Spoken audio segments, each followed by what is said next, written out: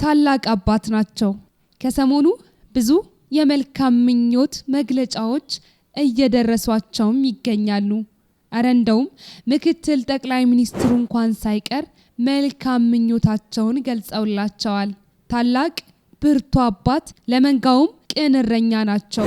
ብርቱ አባት መሆናቸውንም ሁሉም ህዝበ ምእመን የሚያምንባቸው ታላቅ አባት።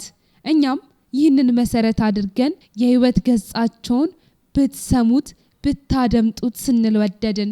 ይዘንላችሁም ቀረብን። ብፁዕ አቡነ ሕርያቆስ ማን ናቸው? ሰላም ጤና ይስጥልን ውድ የጊዜ ሚዲያ ቤተሰቦቻችን፣ እንደምንሰነበታችሁ፣ እንዴት ቆያችሁልን? ሰላም እግዚአብሔር ከእናንተ ጋር ይሁን። እንግዲህ በዛሬው ዝግጅታችንም የብፁዕ አቡነ ሕርያቆስን የህይወት ገጻቸውን የህይወት ምዕራፋቸውን ልናስደምጣችሁ ወደድን። ወደ ዝግጅታችን እንለፍ።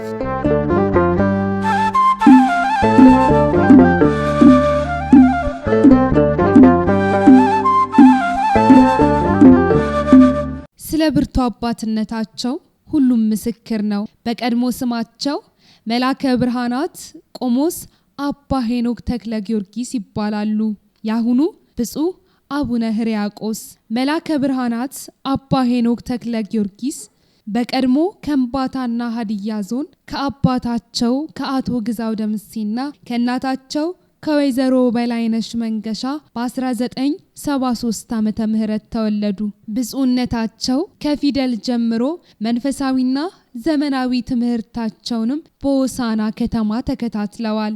የቃል ትምህርትና ጾመ ድጓን ከመምህራቸው ከመምህር ስልጣኑ ከብቸና ወረዳ ዘቦች ኢየሱስ ቀበሌ የተማሩ ሲሆን እንዲሁም ቅኔን ደግሞ ከኔታ መርሃ ጽድቅ ደጀን ጊዮርጊስና ከኔታ አንዳርጋቸው ብቸና ወረዳ ተምረዋል። መዝገበ ቅዳሴ አንቀጽን ከኔታ በኃይሉ ባህራ ሐሳብን ከኔታ ናሁሰናይ ጎንደር ደብረ ኃይል በአታ ተምረው ያጠናቀቁት ብፁዕ አቡነ ሕርያቆስ የትምህርት ፍቅራቸው ከፍተኛ ነበርና በዚህ ብቻ ትምህርታቸውን አልገቱም ነበር። ቅዳሴ በታላቁ ደብረ አባይ አቡነ ሳሙኤል ገዳም በሚገባ በመከታተል በቅዳሴ መምህርነት ተመርቀዋል።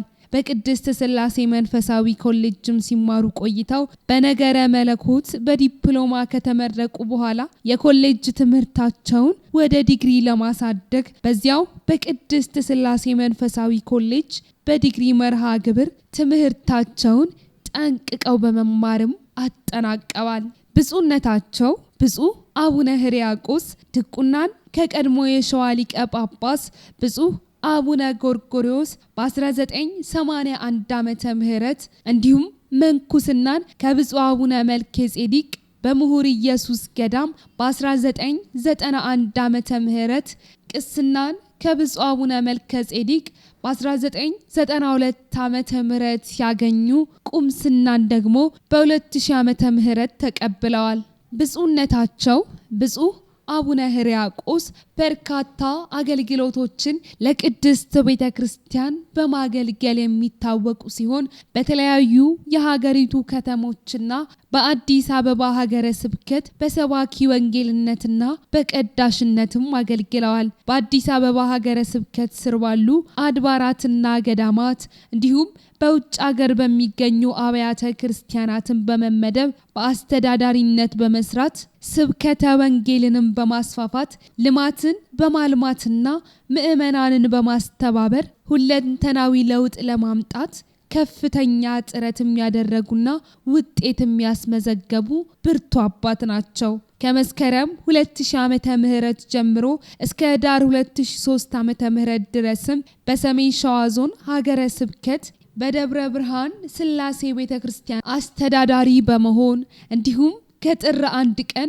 2003 ዓመተ ምህረት እስከ ሚያዝያ 30 ቀን 2005 ዓመተ ምህረትም የጅቡቲ ምስራቀ ፀሐይ ቅዱስ ገብርኤል ቤተክርስቲያን አስተዳዳሪ፣ ከግንቦት 1 ቀን 2005 ዓመተ ምህረት እስከ ግንቦት 25 ቀን 2005 ዓመተ ምህረት ድረስ ደግሞ በሰፈረ ገነት ወይም ጦር ኃይሎች ስላሴ ቤተክርስቲያን አስተዳዳሪ በመሆንና ከሐምሌ 26 ቀን 2005 ዓመተ ምህረት እስከ ሐምሌ 30 ቀን 2006 ዓመተ ምህረት ድረስ ደግሞ በመካኒሳ ምዕራፈ ጻድቃን አቡነ ገብረ መንፈስ ቅዱስ ቤተክርስቲያን አስተዳዳሪ በመሆን ዘርፈ ብዙ ተግባራትን ፈጽመዋል። ከነሐሴ 1 ቀን 2000 ዓመተ ምህረት ጀምሮ በመካኒሳ ደብረገነት ቅዱስ ሚካኤል ቤተክርስቲያን በአስተዳዳሪነት ተመደበው በርካታ መንፈሳዊና ማህበራዊ ተግባራትን ያከናወኑ ሲሆን ከእድሜያቸው አንጻርም ወደፊት ብዙ ስራ ብዙ ውጤት የሚጠበቅባቸው ባለራዕይ አባት ናቸውም ይባላሉ። ብፁዕነታቸው ብፁዕ አቡነ ሕርያቆስ በ2008 በተደረገው በብፁዕ ቅዱስ አቡነ ማትያስ አንብሮተ እድ ሊቀ ጳጳስ በመሆንም ተሹመዋል። እንዲሁም ከቀናቶች በፊት በተጠናቀቀው በግንቦት ወር የቅዱስ ሲኖዶስ ምዕላተ ጉባኤ መሰረትም ብፁዕ አቡነ ሄኖክን በመተካት የአዲስ አበባ አህጉረ ስብከት ሊቀ ጳጳስ በመሆንም ተመድበዋል። ብፁዕነታቸው ብፁዕ አቡነ ሕርያቆስ ቀድሞ ያገለግሉበት በነበረው ሀዲያና ስልጤ አህጉረ ስብከት በተጨማሪም የአዲስ አበባ ሀገረ ስብከት ሊቀ ጳጳስ በመሆንም እንዲያገለግሉ ሲመረጡ ከእሳቸው በፊት የአዲስ አበባ ሀገረ ስብከት ሊቀ ጳጳስ የነበሩት ብፁዕ አቡነ ሄኖክም የመልካም ምኞት መግለጫቸውን እንዲህ ሲሉ አስፍረውላቸውም ነበር። የአዲስ አበባ ሀገረ ስብከት አገልግሎት እንደ ስፋቱ ሁሉ ውስብስብ ችግሮች ሲንከባለሉ ያሉበት መሆኑ መጠነኛ ጫና ያለበት ቢሆንም ብፁዕነታቸው በሚፈለገው ልክ ለውጥ ማምጣት እንዲችሉና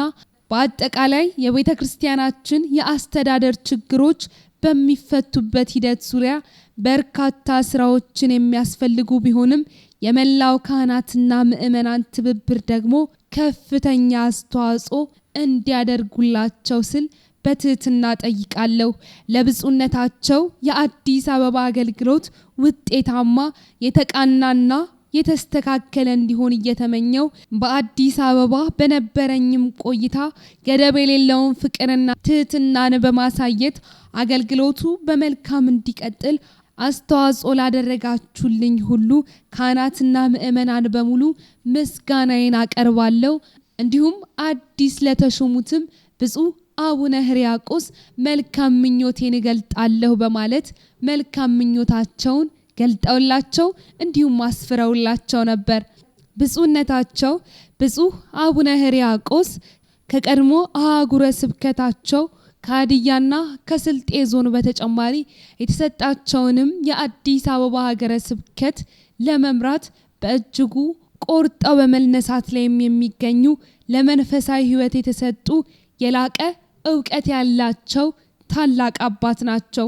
በዚህም ቆራጥ ብርቱ አባትነታቸው ብዙ ህዝበ ምእመን ደገኛ የጸሎት አባት ብዙ ህዝበ ምእመን በተለይም በአህጉረ ስብከታቸው የሀዲያና የስልጤ አህጉረ ስብከት ህዝበ ምእመን ስለ ብፁዕነታቸው እንዲህ በማለት ይገልጹላቸዋል። በቅድስት ቤተ ክርስቲያን በማገልገል ህዝበ ምእመኑን በብርቱ በማገልገል ብርቱ ትጋትን ያሳዩ ታላቅ አባት፣ ደገኛ የጸሎት አባት፣ የትህትና መምህር፣ የፍቅር አባት፣ የወንጌል ገበሬ ናቸው በማለት ይገልጿቸዋል። ብፁዕ አቡነ ሕርያቆስ።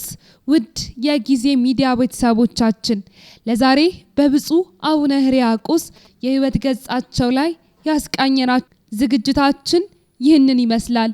በሌላ ዝግጅት እስክንገናኝ ሰናይ ጊዜ ለእናንተ ተመኘን።